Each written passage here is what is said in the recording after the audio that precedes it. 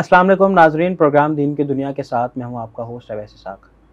नाजरीन, आज हम बात कर रहे हैं कि दीन इस्लाम में इंसाफ की क्या अहमियत है, इंसाफ का निज़ाम हमारे मुल्क में और ख़ुसूसन दीन इस्लाम में किस तरीके से काम करता है।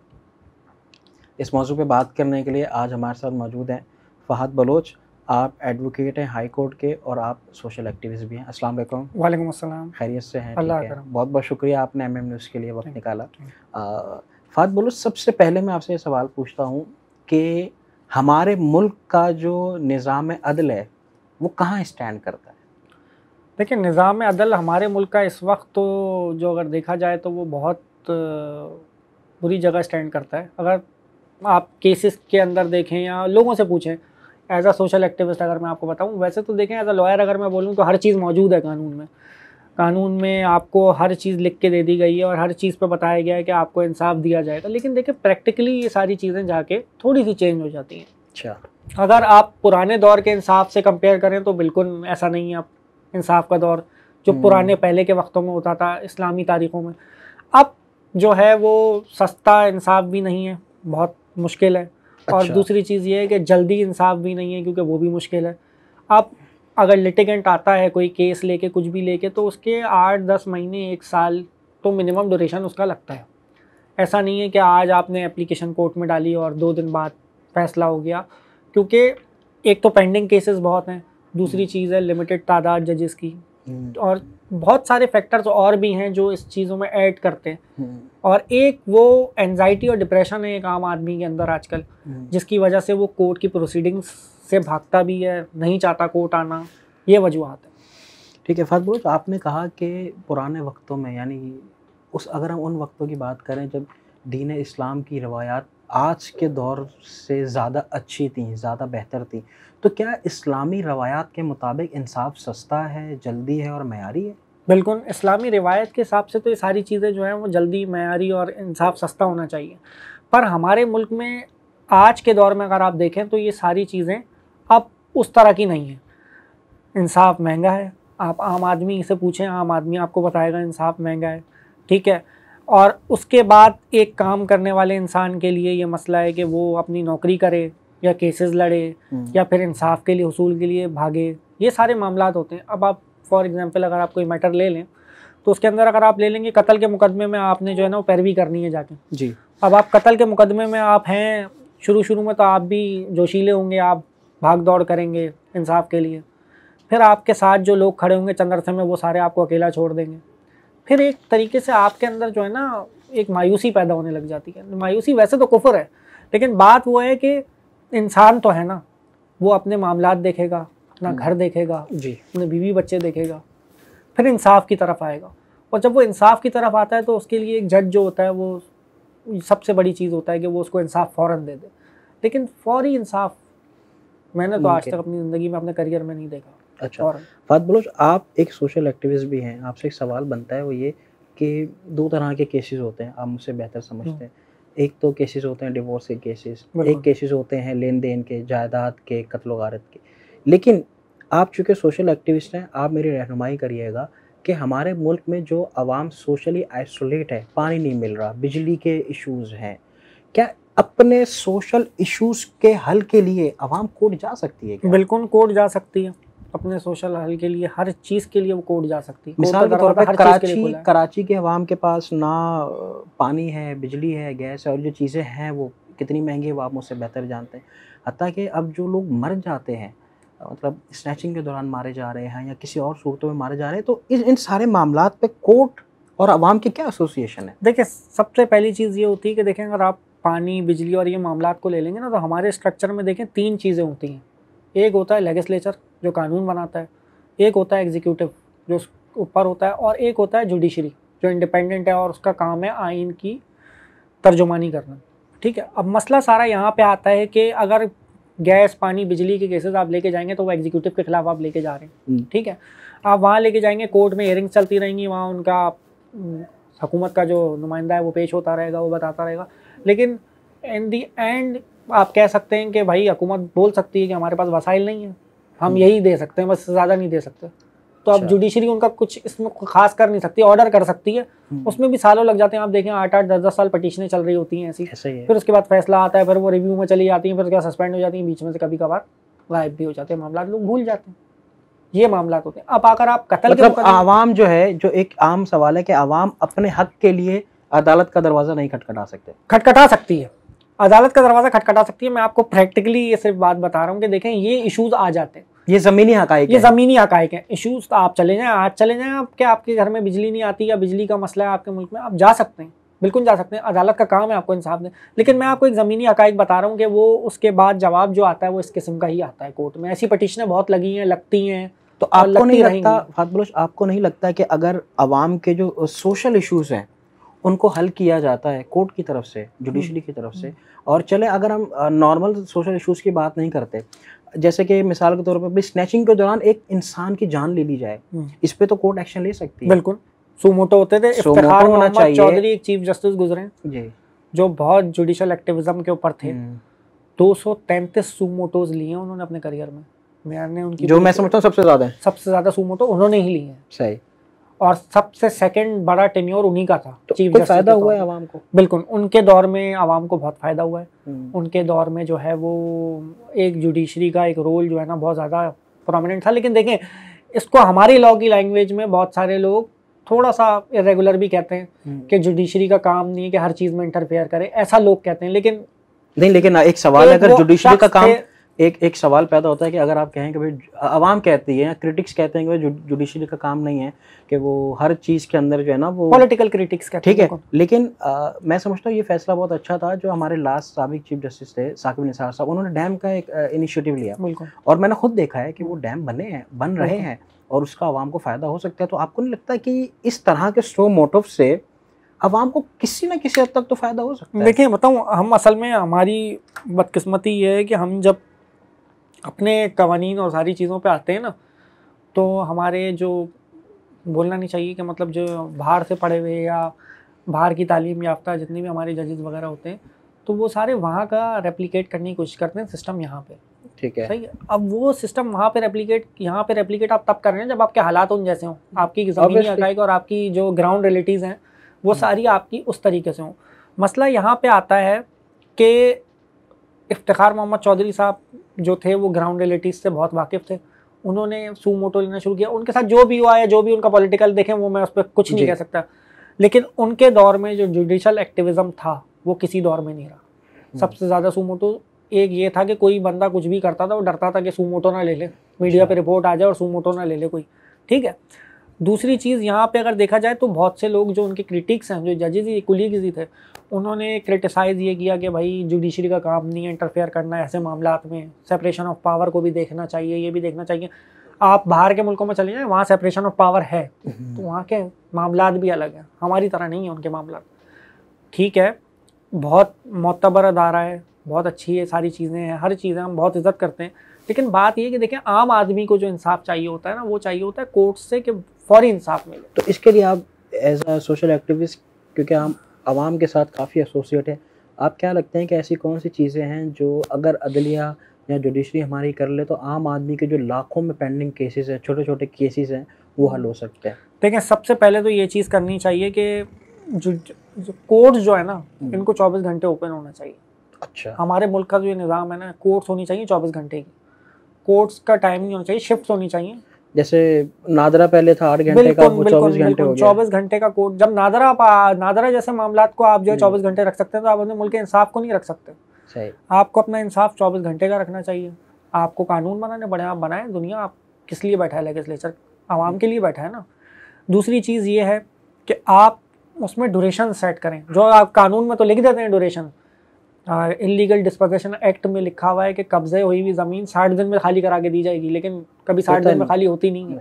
ठीक है, होती है जब 60 दिन में, तो आप उसकी ड्यूरेशन लिखे हो, इस पर इम्प्लीमेंट होना चाहिए कि भाई ये इम्प्लीमेंट होगा, सही है, अभी के अभी होगा जो होगा, तब जाके लोगों का एतमाद बहाल होगा। लेकिन देखें, हमारे कुछ इश्यूज़ ये हैं हमारे मुल्क के कि हमारे मुल्क के सियासतदानों के हाथ में होती हैं ये सारी चीज़ें बनाना। वो इन चीज़ों पे गौर इसलिए नहीं करते कि अगर वो इन चीज़ों पे गौर करेंगे तो लोगों को इंसाफ मिलने लग जाएगा, तो फिर आवाम अपने हकूक़ मांगने लग जाएगी। ऐसा ही है, जब आवाम अपने हकूक़ मांगने लग जाएगी तो फिर वो और मांगेगी हकूक़, फिर मसले मसाइल और बढ़ेंगे। मतलब हर चीज तो फिर उनको फंसा वही दो। बात सियासतदानों से जुड़ी हुई है। बिल्कुल जाहिर है सियासत से जुड़ी हुई, क्योंकि सियासतदानों से इसलिए जुड़ी हुई क्योंकि इनके हाथ में पूरी दुनिया मुल्क की जो है वो भागदौड़ होती है। ठीक कह रहा है। मुल्क की भागदौड़ इनके हाथ में होती है, ये अवामी नुमाइंदे होते हैं, अवाम इनको अपनी मर्जी से लेके आती है। तो जब ये आ जाते हैं उसके बाद फिर बस यही होता है। और क्या होता है? आपने बात की सियासतदानों की कि ये अवाम के साथ गैर संजीदा है। अगर हम बात करते हैं हमारे नबी सल्लल्लाहु अलैहि वसल्लम के दौर की, तो हमारे नाज़रीन को ये भी बताएं कि उस दौर का जो निज़ाम इंसाफ था वो कैसा था? देखिए उस दौर का निज़ाम इंसाफ इस किस्म का था कि वहाँ तो कोई मैटर लेके आता था ना, तो एट अ टाइम उसको फौरी हल करके पहली हियरिंग पे ही ख़त्म कर दिया जाता था कि भाई आपके मामलात ये हैं, आपके मामलात ये हैं, वहीं पे मामला ख़त्म। अगर आपको ये कैसा वाक़या सुना सके? देखें अगर आप इन वाक़यात में देखें तो हज़रत अली की जैसे वो उसका केस था, टोपी का केस था उनकी, कि वो एक यहूदी के पास थी और ईसाई या यहूदी ऐसी था, तो उसके पास थी और उसके बाद जो है वो उसमें भी हार गए थे, साबित नहीं कर पाए थे कि जो है, तो उन्होंने बात मान ली थी कि इमाम वक्त जो है वो काजी के सामने पेश हुआ था, लेकिन उन्होंने उस टाइम भी काजी को कहा था कि खड़े होने की ज़रूरत नहीं है, मैं यहाँ पे इंसाफ का मुतलाशी हूँ। क्या बात है। मैं यहाँ जो है वो नहीं आया था, लीडर नहीं आया हूँ किसी का। तो देखिए ये सारी चीज़ें होती हैं। और बाकी दूसरी चीज़ में अगर आप देखा जाए तो एक खातून अपना बच्चा लेके पेश हुई थी एक अदालत के अंदर। उन्होंने बोला, एक औरत बोल रही थी कि मेरा है, वो दूसरी औरत बोल रही थी मेरा। उन्होंने बोला बीच में से काट दो, तो असली माँ ने बोला नहीं नहीं नहीं इसी का, इसी को रहने दो। उस पर फैसला किया गया था ये इस औरत का बच्चा है, क्योंकि इसने उसकी जान बचाने के लिए ऐसा ही है ये चीज़ की। अब एक हमने अपने कानून के दौर में पढ़ा था कि हुजूर अकरम सल्लल्लाहु अलैहि वसल्लम ने जब यमन का गवर्नर बना के भेजा हज़रत मुआज़ बिन जबल को, तो उन्होंने उनसे ये बात पूछी कि भाई आप मुझे बताएं कि अगर आपके सामने कोई ऐसा फैसला आए जिसका आपको सोच के करना पड़े और आप क्या देखेंगे सबसे पहले? उन्होंने कहा मैं कुरान देखूंगा। बोला कुरान में भी ना मिले? बोला फिर मैं आपकी हदीस देखूंगा। बोला उस सुन्नत और हदीस में भी ना मिले फिर क्या करेंगे? बोला फिर मैं अपना दिमाग इस्तेमाल करूँगा, इंटरप्रिटेशन करूँगा अपने दिमाग के तौर पे जो करूँगा। तो ये इंटरप्रिटेशन जो होती है ना, ये जज का काम होता है। एट अ टाइम करे, एट अ टाइम सोचे समझे फ़ौरन करे। ठीक है केसेस का लोड है, सब कुछ है, आप केसेस को पाले नहीं, आप डिस्पोज करें, आप डिस्पोज करें, जल्दी जल्दी करें लोगों के मामलात। फिर जाके ये कब्जे वब्जे होना ना, कि लोगों के अंदर डर बैठेगा कि भाई ये जज तो बुलाता है, सज़ा भी दे देता है उठा के, और जो है ये इस तरह एग्जाम्पल्स बनेंगी। लेकिन ये एग्जाम्पल्स इसीलिए भी नहीं बनाई जाती, मैंने आपको बताया कि लोग मामलात में फंसे रहते हैं, इसी चक्कर में फंसे रहते हैं कि अगर इसमें इंसाफ में फंसे रहेंगे, यहाँ फंसे रहेंगे, वहाँ फंसे रहेंगे, तो वो फिर जाहिर है उनके अपने उल्लू सीधे नहीं होंगे। हाँ। बिल्कुल। सवाल आपसे एक और है कि जिस तरीके से अभी हमने बात की कि दीन इस्लाम का निज़ाम अदल किस तरीके से काम करता है, हमारे दौर में भी ये शरीयत कोर्ट्स बनी थी, इस हवाले से कुछ बताइएगा। देखिए शरीयत कोर्ट्स का काम ये है कि आपके आइन के अंदर ऑब्जेक्टिव रेजोल्यूशन है, आर्टिकल 2 है। ऑब्जेक्टिव रेजोल्यूशन उसका सब्सटेंटिव पार्ट है, जुड़ा हुआ उसका प्रियम्बल है। जो प्रियम्बल होता है ना किसी भी कानून का, वो हमेशा उसके साथ रहता है। ऑब्जेक्टिव रेजोल्यूशन हमारे तीनों आइन 1956, 1962 और 1973 तीनों के प्रियम्बल में, उसमें पहले ही लिखा हुआ है कि कोई भी कानून, कोई भी चीज़ इस्लाम और कुरान और सुन्नत के अगेंस्ट नहीं होगी। अच्छा। और उसमें ये लिखा है कि अल्लाह ताला पूरी कायनात का मालिक है। बेशक सही है। उसमें से एक जजीरे पे तो हम रह रहे हैं, गैलेक्सी ऑफ द मिल्की वे, लेकिन पूरी कायनात का मालिक है। ठीक है, तो उसके तहत जो है वो फेडरल शरीयत कोड्स बनाई गई कि कोई भी, और अभी भी वर्किंग में है ये, चैप्टर 3 है हमारा आइन का, उसके अंदर जो है इसकी सारी डिटेल्स दी हुई हैं, और उसके अंदर ये बताया गया कि कोई भी कानून या कोई भी चीज़ ऐसी होती है जो शरीयत के अगेंस्ट हो तो फ़ौरन वहाँ चैलेंज हो जाती है। अच्छा। और वहाँ से फिर उसको स्ट्राइक ऑफ कर दिया। अब एक सवाल है ना कि इस इस्लामिक कोड के मुताबिक तो मुल्क में इंटरेस्ट होना नहीं चाहिए। हाँ ठीक है, इस पर पिटीशन लगी है, लेकिन वो अब मैं उसी पे आ रहा हूँ कि पिटीशन भी आ रही, मुख्तलिफ सियासी जमातें इस पे बात भी करते हैं कि भाई नहीं होना चाहिए, तो लेकिन हम तो देखते हैं कि भाई देखें सिस्टम उसी तरीके से चल रहा है। सिस्टम उसी पे चल रहा है। बात ये है कि इस पे पिटीशन भी लगी हुई है जी। रिसेंटली उसकी जजमेंट भी आई हुई है, कोई जजमेंट भी आई थी कि नहीं होना चाहिए। हाँ नहीं होना चाहिए हाई कोर्ट की तरफ से। बात ये है कि हमारे मुल्क में एक तो वैसे ही टैक्स कलेक्शन का निज़ाम, पैसों का निज़ाम, ये सारी चीज़ों का निज़ाम जो है ना वो बहुत हल्का है।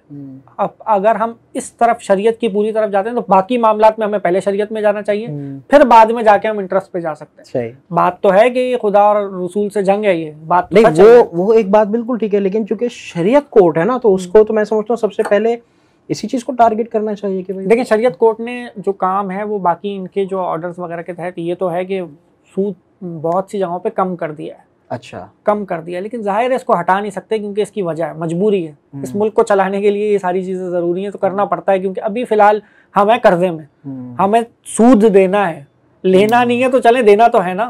तो फिर जाहिर है हमें किसी ना किसी तरीके से वो चीजें कमानी तो है ना, पैसे तो कमाने। ठीक है फात बलूच साहब, आपसे एक और सवाल है, वो ये कि अगर मिसाल के तौर पे आपकी हाई कोर्ट में या आपके बार में कोई ऐसा लोग कोई ऐसा तलाशी आता है इंसाफ का, जो कि आप ये समझते हैं यार इसके पास पैसे नहीं है, ये फीस नहीं दे सकता, तो क्या आप लोगों की ऐसी कोई वेलफेयर होती है जो लोगों के केसेस फ्री ऑफ कॉस्ट लड़े? बिल्कुल, देखें सबसे पहले तो अगर किसी के पास कोई वकील करने का नहीं है तो वो उसका एक जा सकता है, कोर्ट से इल्तिजा करे, उसको वकील मिल जाता है। अच्छा, ठीक है। हाई कोर्ट में तो इन पर्सन भी जा सकता है बंदा, आप वकील नहीं है कुछ भी नहीं, आप इन पर्सन भी अपने केसेस में पेश हो सकते हैं। ठीक है। दूसरी चीज़ ये है कि ऐसी वेलफेयर NGOs भी मौजूद हैं और हम अपना काम भी करते हैं, ये कि किसी का कोई केस आया और कोई नहीं कर सकता, इवन के कोर्ट फीस भी पे नहीं कर सकता, एक फीस जो कोर्ट की प्रिस्क्राइब है जो हमें अपनी जेब से भरनी पड़ेगी। अच्छा, तो हम कोशिश करके लड़े ऐसे केसेस? हाँ, ऐसे केसेस हम लड़ते हैं अल्हम्दुलिल्लाह, और ज़्यादातर फैमिली केसेस आते हैं ऐसे, ख़वातीन के बच्चों की कस्टडी, मेंटेनेंस, डाइवोर्स, खुला, इस तरह के। तो हम उसके अंदर अपनी जेब से पैसे भर देते हैं और बोलते हैं कि आप केस अपना कर लें, बाकी अल्लाह मालिक है। अच्छा, आखिरी सवाल आपसे पूछता हूँ कि सुना इस वक्त डाइवोर्स के केसेस बहुत आ रहे हैं? 100% केसेस इस वक्त डाइवोर्स के। क्या वजह है?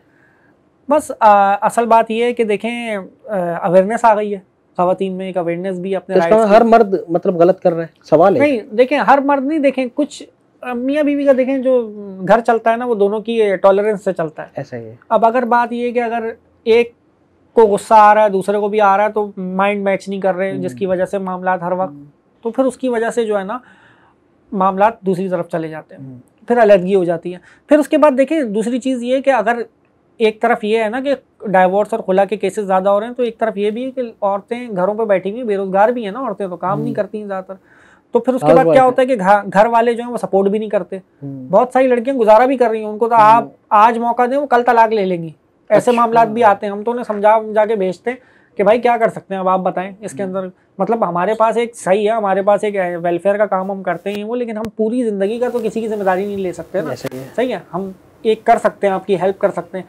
अब बात यह है कि अगर हम उनको कहीं काम दिलाएं, ये दिलाएं, वो दिलाएं, तो उसमें भी बहुत मसले मसाइल खड़े हो जाते हैं, तो बहुत सी ख़वातीन इसमें गुजारा भी करती हैं।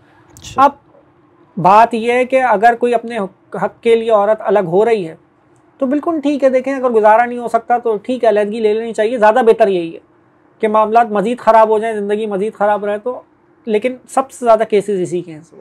अच्छा ये बताएं, क्या औरत खुद तलाक ले सकती है या दे सकती है? बिल्कुल, उसको अगर निकाह नामे में तलाक तफीज़ एक सेक्शन वो कॉलम दिया हुआ है, उसमें अगर शौहर उसका इजाज़त को दे देता है तलाक का ऑप्शन, तो वो तलाक शरीयत एतबार से भी इम्प्लीमेंटेड है? हाँ, शरीयत एतबार से भी इम्प्लीमेंटेड है, निकाह नामे के अंदर दिया हुआ है।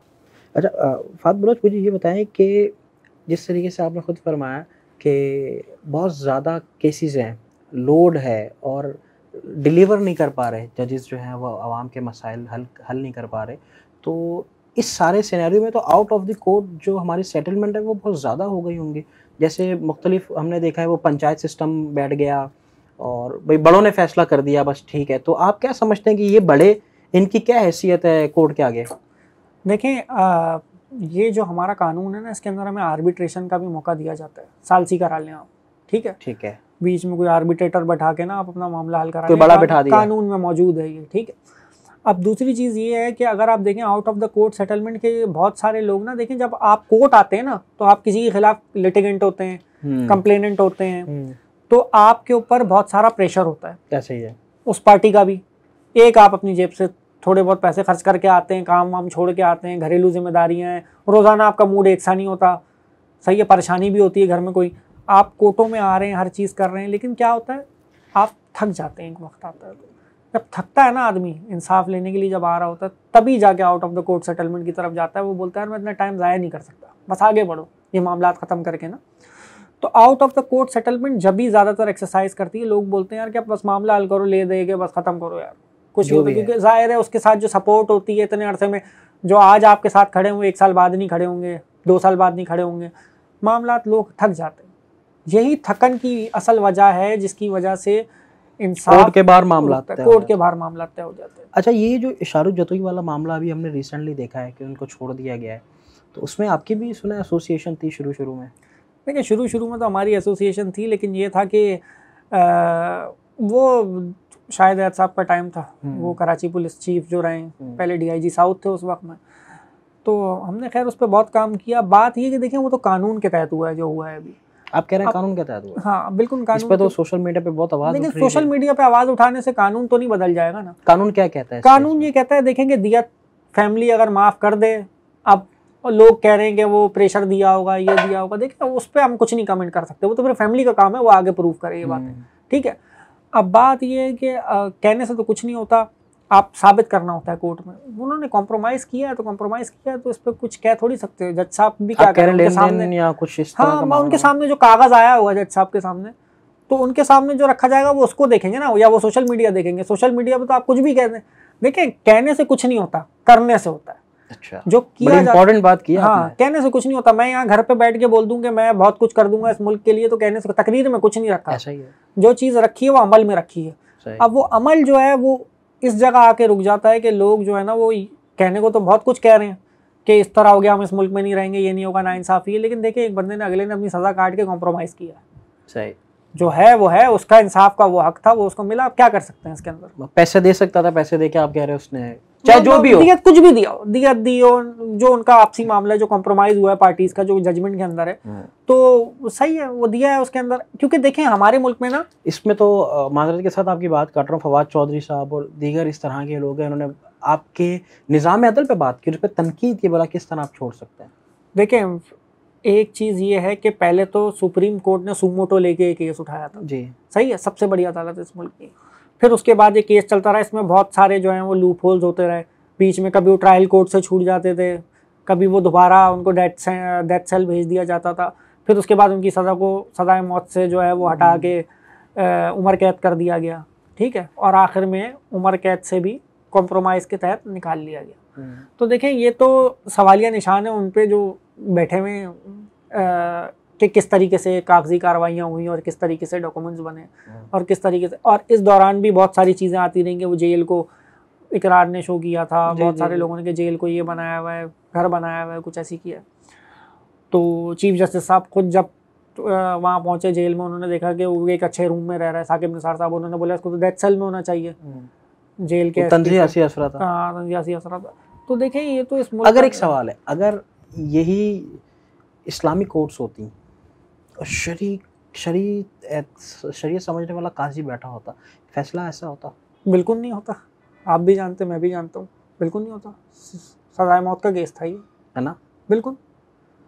तो और दूसरी चीज़ ये कि देखें हमारे यहाँ भी है किसास का कानून, लेकिन बात ये है कि वो कमज़ोर के लिए क्यों है? के तहत इसलिए नहीं चल पाता कि उसमें तज़कियतुल शहूद चाहिए होता है, गवाह वो चाहिए, वो नेक लोग चाहिए जो जिनकी नेकोकारी की, ईमानदारी की गवाही देता हो ज़माना। अच्छा। वो 2 गवाह अगर मिले तब जाके तज़कियतुल शहूद लगती है। वो तज़कियतुल शहूद से चले वो बच गया, लेकिन देखिए इंसाफ इतने हाईलाइटेड केसों में इस तरह छोड़ना, इसलिए लोग तनकीद का निशाना बनाते हैं कि भाई इतने हाईलाइटेड केसेस में आपने छोड़ दिया, तो फिर आप अंदाज़ा कर लेंगे कहाँ पे हम खड़े हैं। अल्लाह, कितने वैसे पेंडिंग केसेस हैं हमारे? सुने लाखों में होंगे, बिल्कुल लाखों में केसेस हैं पेंडिंग, क्योंकि हज़ारों में तो सिर्फ एक सेगमेंट के केसेस हैं, तो लाखों की बात करें हम, हज़ारों में तो एक सेगमेंट के। तो वो आपको नहीं लगता कि आप ये मशवरा भी हमारी यूथ को दे सकते हैं कि वो पढ़ें, आएँ, वकील बने, जज बने?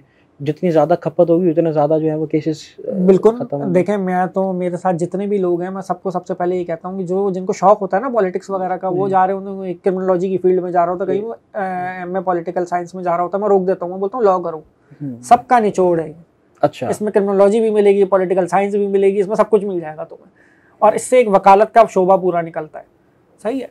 तो उससे फ़ायदा ये होता है कि आदमी का जहन का एक वसी तर सोचता है वो कि मैं किस तरीके से माशरे में अपने हकूक़ की लड़ाई लड़ सकता हूँ। तो यही चीज़ है सारी कि देखें, मैं ये नहीं कहूँगा कि किसी जो है वो किसी की मैं बुराई कर रहा हूँ कुछ भी, लेकिन एक वकील जहाँ पे बयान देता है उसका कहना और एक आम आदमी का कहना उसमें बहुत फ़र्क होता है। बहुत फ़र्क है।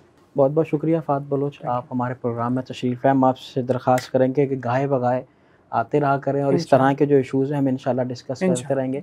नाज़रीन, फ़ात बलोच की बातों का निचोड़ यही है कि अगर छोटे मोटे इशूज़ हैं तो घर पे किसी बड़े को बीच में डाल के उन इशूज़ को खुद ही हल कर लें, वो ज़्यादा बेहतर है। अगर आप कोर्ट कचहरी में जाएंगे आपका पैसा भी लगेगा, वक्त भी लगेगा, लेकिन जो इंसाफ है वो आपको बहुत देर से मिलेगा और अल्टीमेटली आपने टेबल पे बैठना ही है। तो इसी के साथ अपने मेज़बान अवैस इसाक को दीजिए इजाज़त। इंशाल्लाह आपसे मुलाकात होती है बहुत जल्द। अल्लाह हाफ़िज़। ताज़ा तरीन खबरें, तहकीकाती रिपोर्ट्स और स्टॉक मार्केट के हालात, खेलों की खबरें, शोबिज़ और सोशल मीडिया ट्रेंड्स, सिर्फ एक क्लिक की दूरी पर। MM न्यूज़ की एप्लीकेशन डाउनलोड करें और बाखबर रहें।